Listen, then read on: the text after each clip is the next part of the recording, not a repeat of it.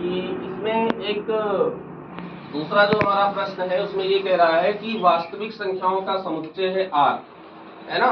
इन्होंने कहा है कि वास्तविक संख्याओं के समुच्चय R में तुम्हें एक संबंध बनाना है a, b के रूप में, और जिसमें ये शर्त रखी गई है कि a का मान b स्क्वायर के बराबर हो या b स्क्वायर से कम हो। ठीक है, ये बात कही गई है।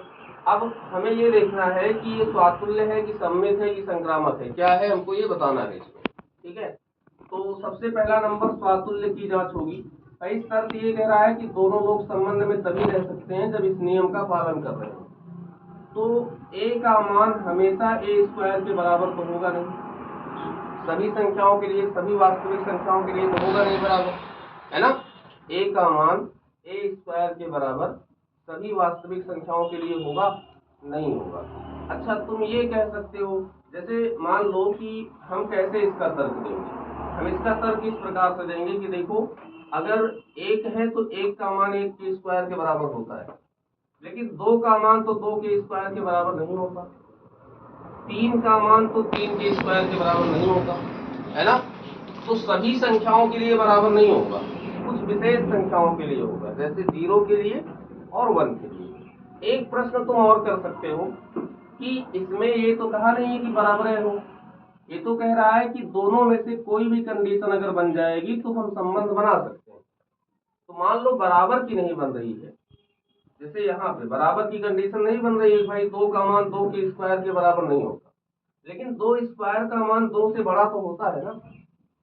तो इस नियम का पालन तो ये कर रहा है, मान लो बराबर का नहीं कर रहा है, जिसका कर रहा है ना, समझ रहे हो ना। तो इनको संबंध में होना चाहिए, लेकिन ऐसा नहीं होगा। इसलिए नहीं होगा क्योंकि यहाँ पे बोला है वास्तविक संख्याओं का समुच्चय। अगर ये प्राकृतिक संख्याओं का समुच्चय बोला होता तो ये बात सत्य हो जाती, क्योंकि बराबर ना होता तो बड़ा हो जाता स्क्वायर का मान, लेकिन ये वास्तविक संख्याओं का समुच्चय कह रहा है। अब वास्तविक संख्याएं में दशमलव की भी संख्या आती है। अब जैसे मान लो 0.2 लिखा हो और फिर 0.2 का स्क्वायर लिखा हो, इसमें बड़ा कौन होगा, कौन बड़ा होगा, ये बड़ा होगा ना, ये बड़ा होगा। 0.2 है और 0.2 का स्क्वायर है, तो बड़ा कौन हो जाएगा, ये हो जाएगा। तो यह इसका पालन ये नहीं करेगा, क्योंकि ये कह रहे हैं कि आगे वाला छोटा होना चाहिए, पीछे वाला बड़ा होना चाहिए।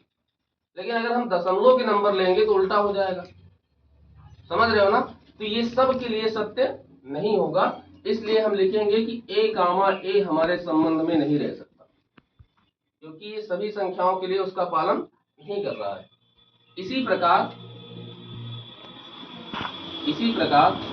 b कामा b भी हमारे संबंध में नहीं रह सकता हो, तो सबके लिए सेम होगा, चाहे a कामा a हो, चाहे b कामा b हो, चाहे c कामा c।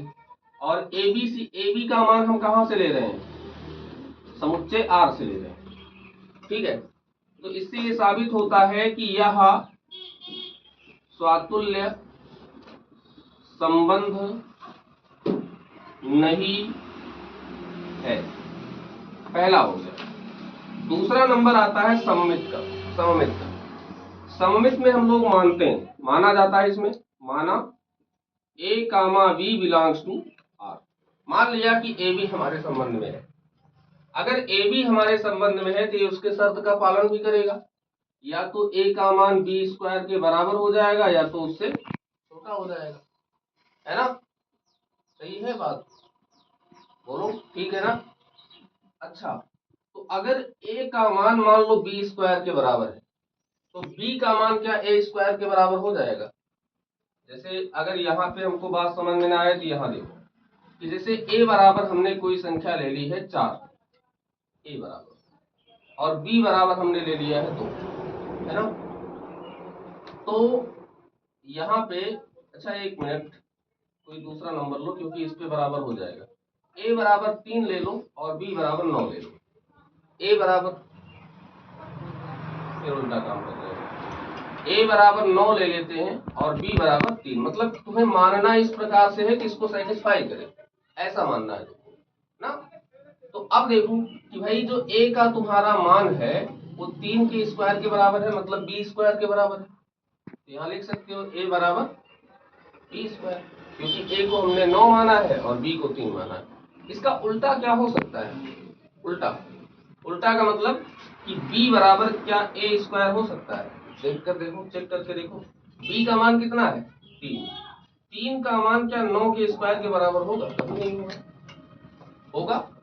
3 का मान 9 के स्क्वायर के बराबर नहीं हो सकता ना। तो यहाँ पर लिखेंगे कि जो a है वो b स्क्वायर के बराबर तो है, लेकिन b का मान a स्क्वायर के बराबर नहीं सभी संख्याओं। और अगर नहीं होगा तो b कामा a हमारे संबंध में नहीं रह सकता, है ना। और अगर संबंध में नहीं रह सकता तो क्या ये सममित होगा? नहीं, ये सममित संबंध नहीं है। तीसरा नंबर आता है संक्रामक का। संक्रामक में भी माना जाता है, माना a comma b belongs to r। मान लिया कि a b हमारे संबंध में, तो उसके शर्त का पालन भी कर रहा है, a is less or equal than b square, है ना। तथा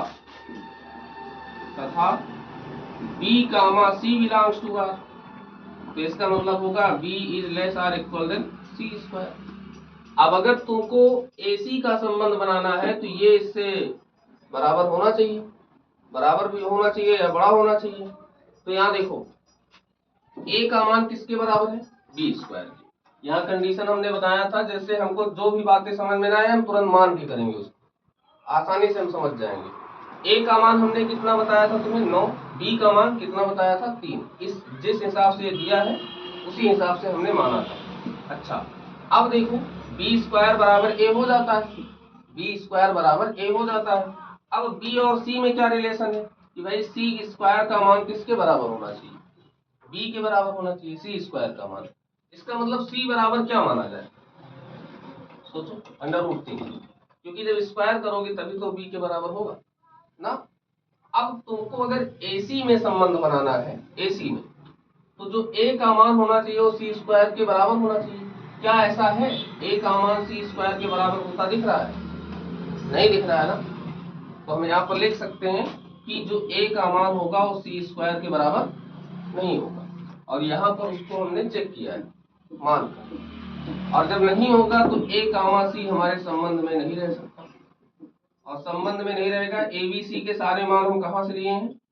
समुच्चय R से लिए हैं, और इसलिए यह संक्रामक संबंध नहीं है। तो ना तो ये स्वातुल्य है, ना ही ये सममित है, और ना ही ये संक्रामक है। ये हमको प्रूव करना है। ठीक, जल्दी से नोट करो इसको।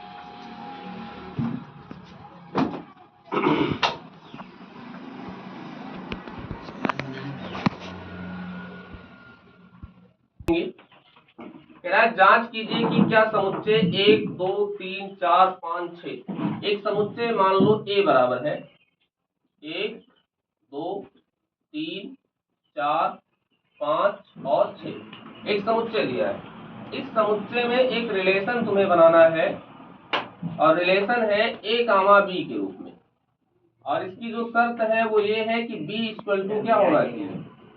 a+1 होना चाहिए। हमको बताना है कि स्वातुल्य, सम्मित और संक्रामक जांच करके चेक करना है कि ये स्वातुल्य है कि सम्मित है कि संक्रामक है, क्या है हमको बताना है। ठीक है, एकदम आसान क्वेश्चन है। देखो AB के रूप में रिलेशन होगा, और शर्त है कि जो पीछे वाला हो आगे वाले से एक ज्यादा हो, पीछे वाले का मान आगे वाले से एक ज्यादा होना चाहिए। ठीक है, और हमको यहाँ पे बताना है कि ये क्या क्या है। देखो इसको हम लोग लॉजिक से करेंगे। हम तुरंत यहाँ पे कहेंगे कि चूंकि a का मान कभी भी a+1 के बराबर नहीं हो सकता। हो सकता है क्या भाई? खुद का मान किसी के स्वयं के बराबर होगा, उससे ज्यादा कैसे होगा?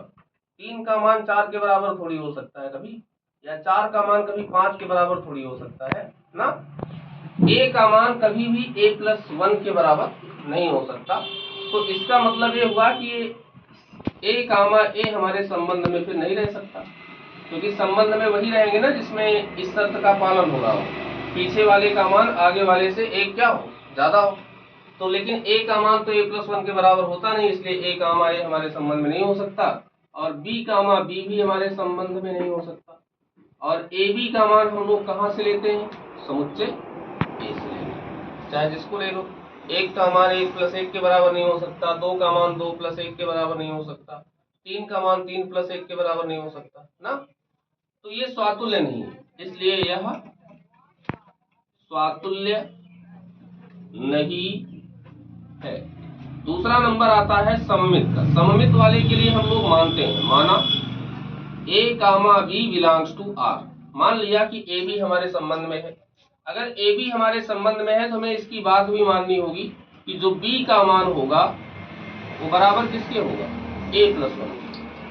अगर b का मान a + 1 के बराबर है तो क्या a का मान b + 1 के बराबर हो सकता है? असंभव है, क्योंकि अगर b का मान a + 1 के बराबर है तो इससे ये पता चलता है कि b का मान बड़ा है और a का मान छोटा है। ये तो पता चलता है, क्योंकि इसमें सब धनात्मक संख्या ही है समुच्चय में, सब धनात्मक ही तो है, माइनस की कोई संख्या तो है नहीं कि हम इसमें कोई तर्क लगाएंगे। तो b का मान a के मान से 1 ज्यादा है, इसका मतलब b बड़ा है a से।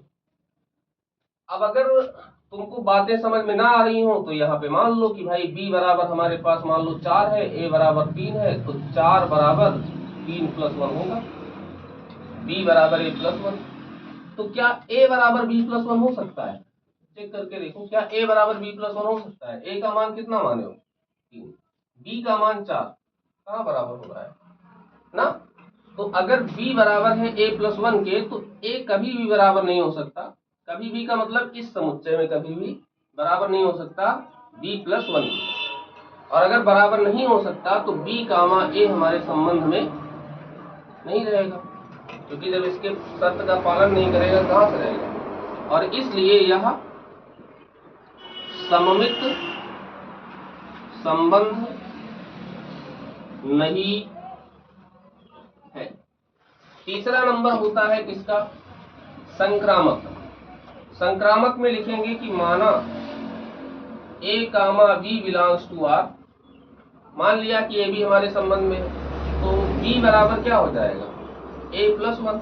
इसमें 2 बार माना जाता है, तथा b, c belongs to r। तो इसका मतलब जो हमारा c होगा वो b + 1 के बराबर होगा। मतलब ये हुआ कि b का मान a से 1 ज्यादा है और c का मान b से 1 ज्यादा है।